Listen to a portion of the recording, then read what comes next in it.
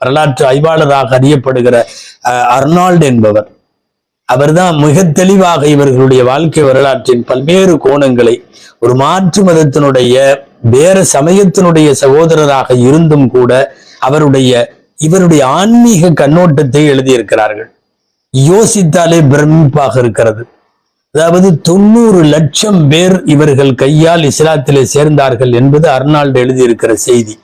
90 லட்சம், 1 கோடிக்கு கிட்டத்தட்ட 10 லட்சம் பேர் கம்மி. அநேகமாக இந்திய வரலாறு அல்ல, உலக வரலாற்றில் 90 லட்சம் பேர் ஒருவருடைய கையால் இஸ்லாம் ஆகுவது என்பது சரித்திரத்தின் அபாரமான சாதனை. இந்த சாதனைக்குரிய செம்மல் தான் அஜ்மீர் காஜா மொயினுத்தீன் சிஷ்டி அவர்கள். வெறுமனே ஒருவரை எங்கோ பிறந்தார்கள் அடங்கினார்கள் என்பதற்காக இங்கே நாம் புகழ்ந்தவர்களின் வரலாறுகளை பேசவில்லை. நன்றாக தெரிந்து கொள்ள வேண்டும், இது போன்ற வலிமார்களின் வரலாறுகளை பேசுவதும் கேட்பதும் கூட சில பேருக்கு கசப்புணர்வை தரலாம். உண்மை என்னவென்றால், முன்னோர்களின் வரலாற்றை சரியாக உள்வாங்கி அவதானித்துக் கொள்ள முடியாத சமுதாயம் விளங்கவே விளங்காது. முன்னோர்களுடைய வரலாறு அப்படிப்பட்ட அபாரமான வரலாறு. வாழ்வாங்கு வாழ்ந்து சாதனை படைத்த செம்மல்களை, அந்த வரலாறுகளை தக்க வைப்பதிலும் மீண்டும் மீண்டும் அதை மறுவாசிப்பு செய்வதிலும் தான் அடுத்த தலைமுறைக்கான முன்னேற்றமும் மார்க்கத்தினுடைய எழுச்சியும் அடங்கி இருக்கிறது.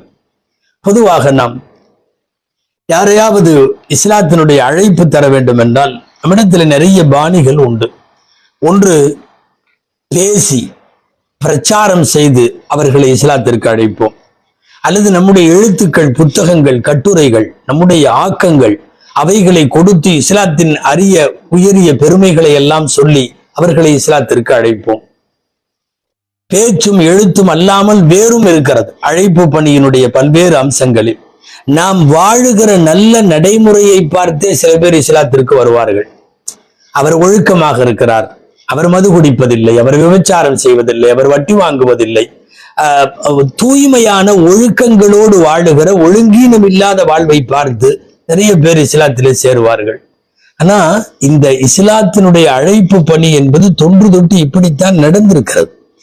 இதுக்கெல்லாம் நேர் மாத்தமாக பேசல, எழுதல, நடைமுறை வாழ்க்கையில ரொம்ப காலம் இருந்தெல்லாம் இல்லை.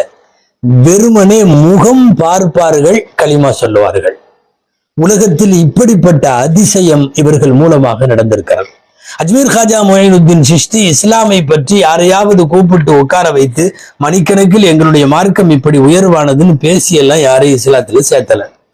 அவர்கள் கிதாபுகளை எழுதியதாக கடந்த வாரமும் இந்த வாரமும் நாம் பார்த்திருக்கிறோம். பெரிய கிதாபுகளை எல்லாம் எழுதி அர்ப்பணிக்கவில்லை. இருந்தாலும் அல்லாஹ் ஒரு சில பார்வைக்கு அப்படிப்பட்ட வசீகரத்தை தந்தான். பார்த்த மாத்திரத்தில் அவர்கள் களிமா சொல்லுவார்கள். இந்தியாவினுடைய இஸ்லாமிய சியருல் அக்தாப் என்கிற நூலில்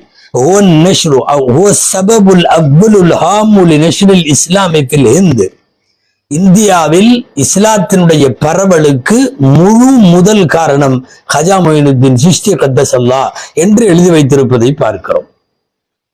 மிர்ஆத்துல் அஸ்ரார் அப்படின்னு ஒரு கிதாபு, தமிழ்ல சொன்னா ரகசியங்களின் கண்ணாடி. இந்த கிதாபிலே வலிமார்களை பற்றிய செய்திகள் நிறைய உண்டு. அதிலே எழுதுகிறார்கள், அஜ்மீர் காஜா மொயினுத்தீன் சிஷ்டி அவர்களை பார்த்த மாத்திரத்தில் எல்லாரும் ஈமான் கொண்டார்கள். அதற்கு காரணம் அவர்கள் நாயிபுர் ரசூல் ஃபில் ஹிந்த், இந்தியாவிலே பெருமானார் ஸல்லல்லாஹு அலைஹி வஸல்லத்தினுடைய துணைவராக அவர்கள் இந்தியாவிற்கு வந்தார்கள். ஏறத்தாழ ஒரு ரசூல் இந்த மண்ணிற்கு இந்தியாவிற்கு தனியாக அனுப்பப்பட்டிருந்து என்ன வேலை நடக்குமோ அந்த வேலையெல்லாம் நடந்தது.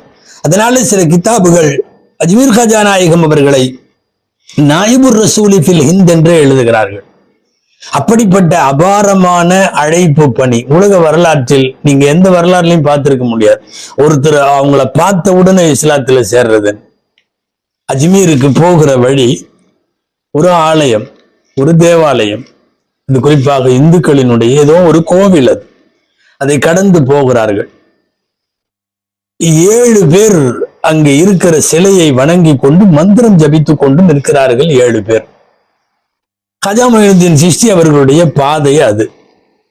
அந்த 7 பேரும் தங்களுடைய மந்திரத்தை ஜெபத்தை முடித்து கொண்டு வெளியே வர அந்த வாசற்படியில அந்த வழியாக காஜா மொயினுத்தீன் சிஷ்டி கத்தஸல்லாஹ் தங்களுடைய மாணவர்களோடு சீடர்களோடு அந்த பக்கம் போறாங்க. 7 பேரும் ஒரு தடவை அவர்களை பார்த்தார்கள். நேராக போய் முன்னாலே நின்று களிமா சொல்லி இஸ்லாத்திலே சேர்கிறார்கள். பெரிய நாள் இடைவெளி எல்லாம் இல்லை. நீங்க நல்லா கவனிக்கணும். மீறி போனா ஒரு 5 நிமிஷம் இருக்கும். 5 நிமிஷத்துக்கு முன்னாலே அவர்களினுடைய தெய்வ வேதங்களை, சுலோகங்களை, அந்த வாக்கியங்களை சொல்லி மந்திரத்தால் ஜெபித்துக் கொண்டிருந்த ஒரு 7 பேர் கொண்ட குழு இவர்களை பார்த்த மாத்திரத்துல இஸ்லாத்திலே சேர்கிறார். அவர்களுக்கு ரொம்ப பிடிச்ச பேர் ஹமீதுத்தீன் அப்படிங்கிற பேர். யார்? அஜ்மீர் காஜா நாயம் அவர்களுக்கு முன்னாடியும் போன வாரமும் பார்த்தோம், அவர்களுடைய முரீதீன்கள்ல இருந்தாங்கன்னு சொல்லி. ஹமீதுத்தீன் பேர். 7 பேர்த்துக்கும் ஹமீதுத்தீன் பேர் வச்சாங்க. 7 பேர்த்துக்கும் ஒரே பேர் தான், வேற பேர்லாம் வைக்கல. மாதிரி ஹமீதுத்தீன் ஹமீதுத்தீன் அப்படியே. அது பின்னாட்கள்ல முதலாம் ஹமீதுத்தீன், 2ஆம் ஹமீதுத்தீன் எல்லாம் அவங்களுக்குள்ள அவங்க வச்சுக்கிட்டாங்க. அவங்க ஷேக் வச்சது அஜ்மீர் காஜா மொய்னுத்தீன் சிஷ்டி அவர்கள் வைத்தது பெயர் ஹமீதுத்தீன் அப்படின்னு சொல்லி வச்சுக்கிட்டாங்க. இப்ப என்னன்னா எல்லாரும் ஹமீதுத்தீன். பின்னாட்கள்ல இவர்களிடமிருந்து ஆன்மீக பயிற்சியை பெற்று இவர்களிடமிருந்து நிறைய விலாயத்தின் விஷயங்களை கற்று ஒரு மிகப்பெரிய வலிமார்களின் வரிசையில் அறியப்பட்ட ஷேக் ஹமீதுத்தீன் தெஹ்லவி அந்த 7 பூசாரிகளில் ஒருவர். ஷேக் ஹமீதுத்தீன் தெஹ்லவி அவர்களினுடைய பின்னாளைய ஆன்மீக உயர்வுக்கு முன்னால் அவர்கள் ஒரு ஆலயத்தில் மந்திரம் ஜபித்துக் கொண்டிருந்த போது பார்த்த மாத்திரத்தில் ஈமான் கொண்டவர்கள் என்று சொன்னால், ஷேக் ஹமீதுத்தீன் தெஹ்லவி போன்ற அந்த 7 ஹமீதுத்தீன்களும் ஆன்மீகத்தினுடைய ராஜவாட்டையில் பெரும் பெரும் ஆட்களாக அவர்கள் எல்லாம் திகழ்ந்ததை பார்க்கிறோம்.